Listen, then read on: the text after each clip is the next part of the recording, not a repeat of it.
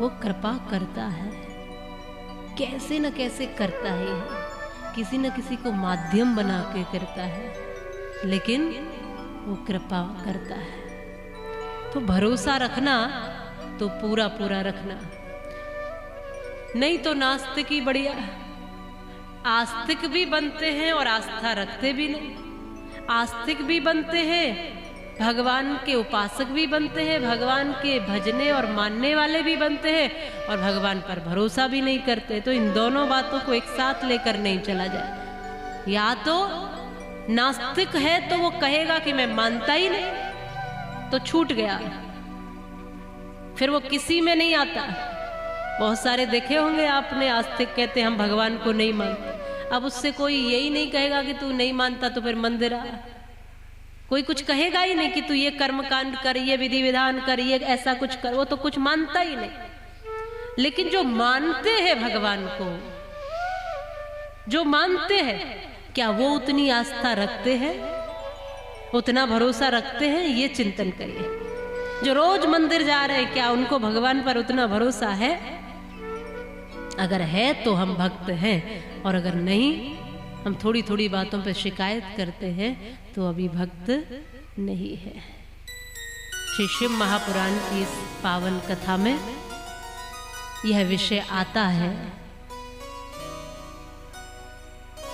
कि संतों की सानिध्य में, ऋषियों की सानिध्य में, कथा की सानिध्य में भगवान का भजन किया जाता है। इसलिए हमारे यहाँ तीर्थों का विशेष महत्व है। तीर्थ जितने भर भी हैं वो ऐसे ऐसे स्थान पर हैं कि जहां भगवान का भजन किया जा सकता है। और जो भी शिव के स्थान है, शिव के स्थान तो थोड़ा अलग ही है, विचित्र ही है, और शिव का ध्यान और भजन भी विचित्र ही है। तीर्थ का महत्व और वर्णन श्री शिव महापुराण में आता है कि ऐसा करना ही चाहिए व्यक्ति को कि कुछ समय के लिए समय निकालकर तीर्थ यात्रा पर जाना ही चाहिए, तीर्थ करने के लिए जाना ही चाहिए। और उन तीर्थों में केवल तीर्थ ही करना चाहिए, उन तीर्थों में केवल भजन ही करना चाहिए, उन तीर्थों में और कार्य नहीं। तीर्थों में जाते हैं, जाने से पहले इतना ताम झाम लेकर लोग जाते हैं, और आजकल तीर्थ में भी पिकनिक मनाने चले जाते हैं।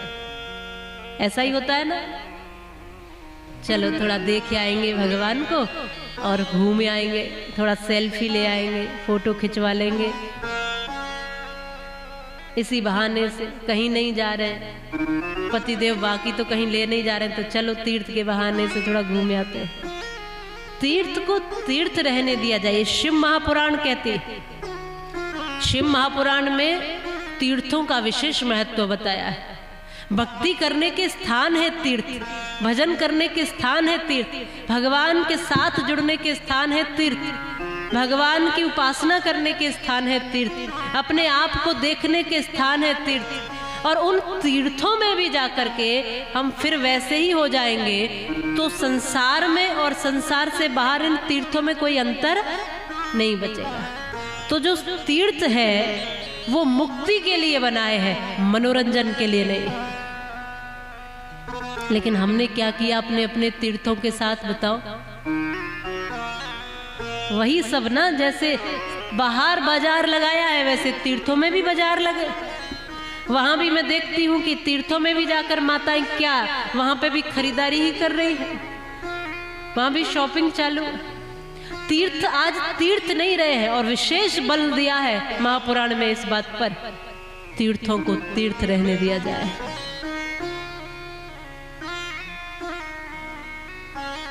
जैसे हमने आज मंदिरों को मंदिर नहीं रहने दिया, ऐसे तीर्थों को तीर्थ भी रहने नहीं दिया। तीर्थ भी हम केवल मनोरंजन के लिए जाते हैं। तीर्थ में जाकर कौन सी साधना करते हैं बताओ? तीर्थ में जाकर कितने भगवान को भजते हैं? हाँ, तीर्थ को तीर्थ रहने दिया जाए। ऊंचे ऊंचे पहाड़ों पर भी जहाँ कंदराओं में, गुफाओं में ऋषि मुनियों ने कंदराओं में जाकर तपस्या की, वहाँ पे छुप करके कि संसार से एकांत, सब चकाचौंध से दूर। जब बाजार तो दुनिया में तो घुसा ही रहता है, थोड़े समय तो हम हमारे भगवान के साथ रहना चाहते हैं, प्रकृति के साथ रहना चाहते हैं, पेड़ पौधों को पढ़ना चाहते हैं, इस प्रकृति को देखना चाहते हैं, फूल फूल की पत्तियाँ, मिट्टी के कण, पहाड़, नदियाँ, इनको महसूस करना चाहते हैं। थोड़े समय हम भगवान ने जो जो बनाया है बस उसके साथ रहना चाहते हैं। पहाड़, नदी, प्राकृतिक वातावरण, तीर्थ वही है। लेकिन हमने वहाँ क्या किया, वहाँ पहाड़ों पे भी जाकर दुकान खोल डाली, पहाड़ों पे भी जाकर ऐसा व्यवस्था कर दी कि व्यक्ति पहाड़ पे जाकर भी सुखी नहीं रह सकता, भगवान की भक्ति नहीं कर सकता। तो हमने तीर्थों के साथ जो जो किया है, हम भगवान के भक्त हैं तो कई बार आता है कि कावड़ लेकर आते हैं ना, लोग कावड़ लेकर आते, कुछ महत्व है। लोग गंगा जल लेकर आते हैं, लोग भगवान शिव की अलग अलग भांति पूजा करते, तो हर बात का कुछ महत्व है। और कावड़ ही इसलिए लेके आते थे कि वहाँ पैदल पैदल जाएंगे और जो जो आश्रम पढ़ेंगे, जो जो तीर्थ पढ़ेंगे मार्ग में, और जो जो फिर वहाँ से आते समय वे भी ऐसा ही करेंगे कि जहाँ जहाँ कोई आश्रम है, जहाँ जहाँ साधुओं के डेरे हैं, जहाँ जहाँ संतों के निवास हैं, जहाँ जहाँ तीर्थ और अच्छे स्थान हैं, वहाँ से उनके दर्शन करते हुए और अपने जीवन को कृतार्थ करेंगे। पर अब तो ऐसा नहीं करते, हर चीज को हम दिखावा करते जा रहे हैं। सच बात यह है, सत्य सनातन धर्म को भी हम दिखावा ही करते जा रहे हैं। बाहर से चीजें बहुत विस्तारित हो गई है, लेकिन हम जो उनकी बुनियाद थी, जो उनका मूल था, उसको समाप्त कर रहे हैं। तो जितने भी लोग सुन रहे हैं, जो तीर्थ जाते हैं, तीर्थ को कम से कम तीर्थ रहने दिया जाए। तीर्थ में जाकर थोड़ा सा उपासना करो, भजन करो, थोड़ा भूखे रहो, कम खाओ। तीर्थ में भी पूरी पकौड़ी अरे बांध बांध के ले जाती हैं माताएं, तो कि भूखे न रह जाएं किसी भी समय। जहां घर में 3 टाइम खाते तो वहां 5 बार खाएंगे, भूखे नहीं रहेंगे। जाते ही पहले खाने की व्यवस्था देखेंगे, पहले खाने की देखो।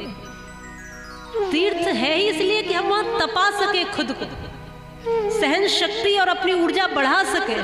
तीर्थ है ही इसीलिए तीर्थ होते हैं कि उन एकांत में जाकर हम अपनी शक्तियों को स्मरण कर सके, अपनी ऊर्जाओं को बढ़ा सके।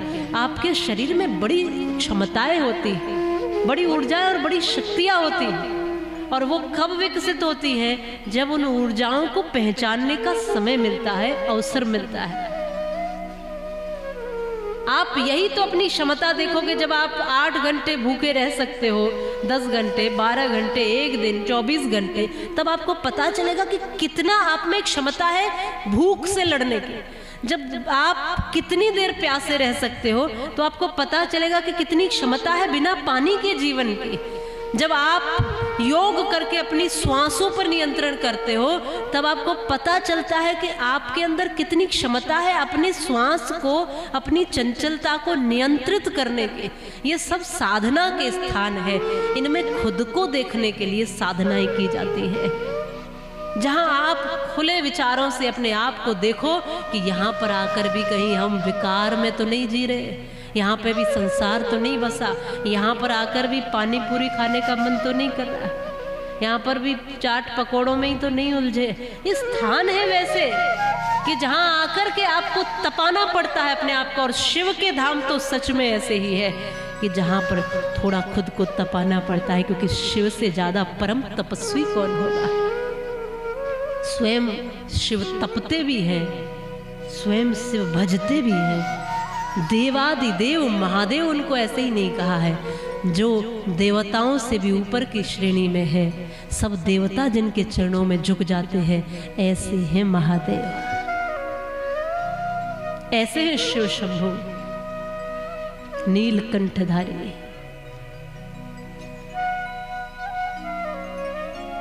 ऐसे स्थानों पर जाकर, अब वृंदावन भी लोग जाते हैं तो वृंदावन में भी, वृंदावन को वृंदावन थोड़े ही रहने दिया है। कौन सा तीर्थ ऐसा है जिसको हमने तीर्थ रहने दिया, बताओ। ऐसा ध्यान रखना है।